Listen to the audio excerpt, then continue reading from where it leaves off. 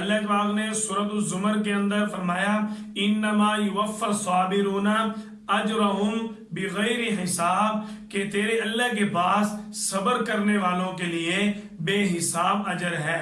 اللہ پاک نے ہمیں اجر کا اظہار فرما کر ساتھ اللہ پاک نے ہمیں تسلی بھی دی۔ تسلی کیا دی؟ اللہ پاک نے سورۃ البقرہ کے اندر فرمایا ان اللہ مع الصابرین، کہ تیرا اللہ صبر کرنے والوں کے ساتھ ہے۔ آپ صلی اللہ علیہ وسلم نے اپنی امت کو صبر کا حکم دیا۔ صبر دیکھیں اصل چیز کیا ہے؟ صبر وہ چیز ہے کہ جو انسان اپنی پریشانی، اپنی مصیبت، اپنے معاملات کے اندر اپنے نفس اور اپنی خواہشات کو دبا کر رکھتا ہے، اسی چیز کا نام صبر ہے۔ اپنے دل کو تسلی دے کر رکھنا، یہی ایک چیز صبر ہے۔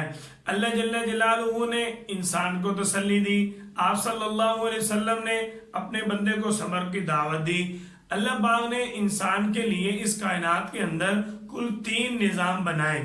ایک نظام جہاں ہر وقت خوشیاں ہی خوشیاں ہیں، سکون ہی سکون ہے، کسی قسم کا کوئی غم نہیں، وہاں کوئی صبر نہیں کرنا پڑے گا، وہ نظام جنت ہے۔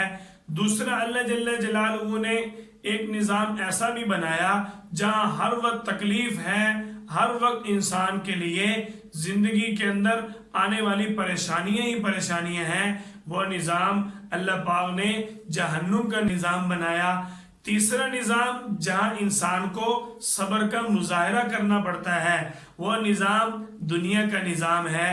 اس نظام کے اندر خوشی بھی ہے، اس نظام کے اندر تکلیف بھی ہے۔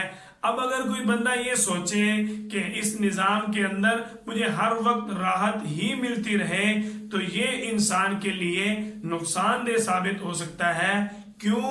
اگر انسان ایک ہی طرح کی زندگی چاہتا ہے تو پھر اس کے لیے نیک اعمال کرے، وہ ایک ہی طرح سکون والی زندگی جنت کے اندر انسان کو ملنے والی زندگی ہے۔ جو اللہ کی ذات پر یقین رکھتا ہے، اللہ کی حکمتوں پر ایمان رکھتا ہے، اسی کو صبر حاصل ہوتا ہے۔